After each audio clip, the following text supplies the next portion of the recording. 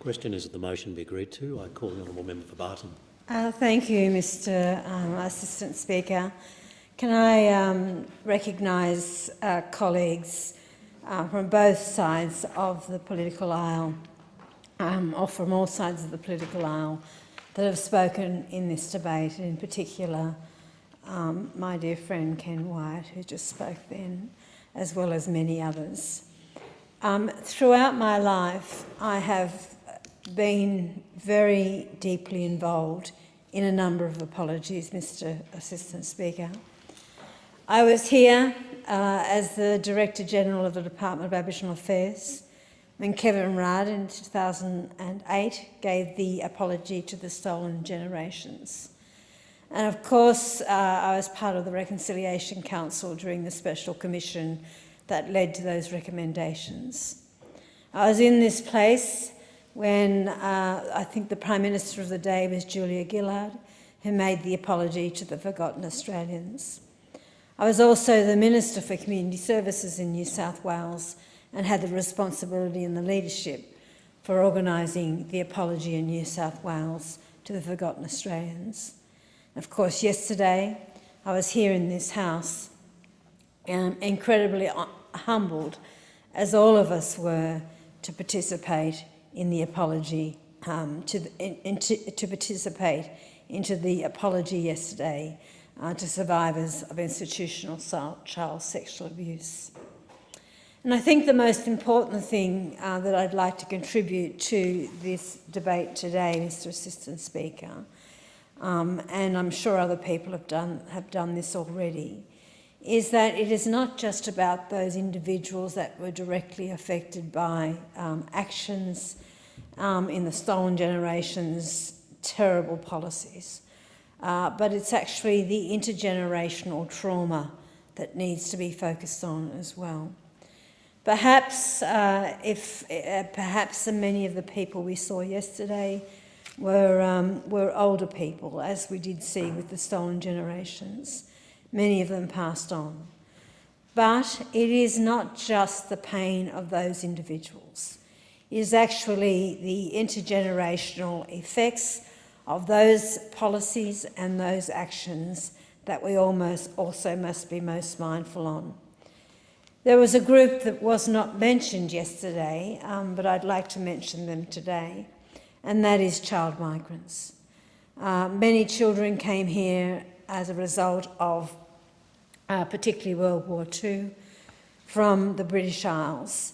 They were caught up in shocking situations and were also, should also be recognised as part of the cohort, which is a very corporate word of describing the group of people that we apologised to yesterday. And as other members have said and spoken in this House, we join with the Prime Minister and the Leader of the Opposition in the most heartfelt of apologies. In so doing, we acknowledge the terrible evils, the breach of trust, and the systemic failings committed by the very powers, governments and religious and social institutions entrusted to the care for and the looking after of children. We must remember that we are talking about, and we saw many adults yesterday, but remember them as children and remember their children. I want to particularly pay acknowledgement to, I won't say their names because I've not sought their permission, but to the mother and daughter that experienced these horrors that attended from the electorate of Barton yesterday. I hope to those two extraordinary people that it was healing and it did help. We know that for too long pleas were ignored. We also know that the horrors that were hidden away and abusers moved from place to place. Absolutely outrageous behaviour by people in powerful positions who may have not been abusers themselves, but certainly in my eyes were as guilty as those that were abused, that knew what was going on, and I'm sure that the member for Newcastle will speak about this, and covered up those horrors. No apology can ever repair the pain and suffering inflicted. I know that for many. There are wounds that will never heal for them and their families. But it is also clear that these crimes cannot go unacknowledged, and that's what this apology has done. The acknowledgement and the paying of honour to the stories that many have come forward with.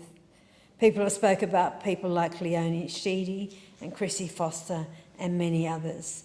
But every single person, whether they came to the Parliament yesterday, whether they've decided to be part of the redress scheme, whether they've said an apology isn't good enough and we're going to take our chances in the courts, is really not the issue. For me, the issue is that finally, out of all those letters, all those emails, all those private sessions, all those public hearings, all of those referrals, and all of the calling to count of the authorities, we saw thousands of brave and courageous individuals sharing thousands of brave and courageous conversations.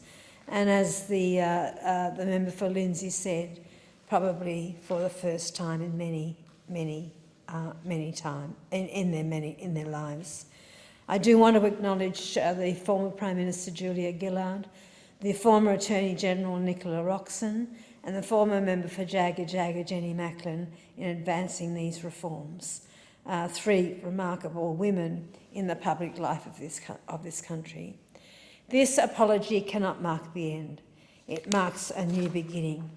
And it's incredibly important that we do remind ourselves that sexual abuse it does not discriminate, and it does affect the individual, but also friends, family, and subsequent generations. I want to say very, very clearly, as others have said, that for us to be not naive about this. As a Minister for Families and Social Services, and as a previous Minister for Community Services in New South Wales, most of the abuse that happens in this country happens behind closed doors in the homes of children, that are still experiencing these horrors.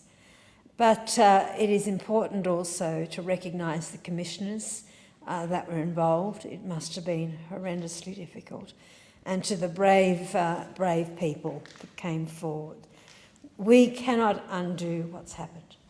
It can't be undone. But it can be acknowledged, and that's what apologies are about.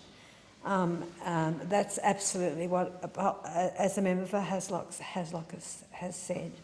And I do want to say in the last couple of minutes of my participation in this particular debate, and this is also from personal experience. In the late 80s in Australia, we had a Royal Commission into deaths in custody. You would remember that, all of you, very well. And unfortunately, the recommendations of deaths in custody were cherry-picked. Cherry-picked terribly by both federal and state governments. And perhaps if they hadn't been cherry-picked, we would not see the level of incarceration of Aboriginal people in the adult prison system or juvenile justice system today. So let us commit ourselves in this Parliament that this, and I think the Prime Minister has articulated this, that this Royal Commission is not cherry-picked and recommendations that are convenient and cheap and easy are undertaken. We have to see it in its entirety, and it must be dealt with in its entirety.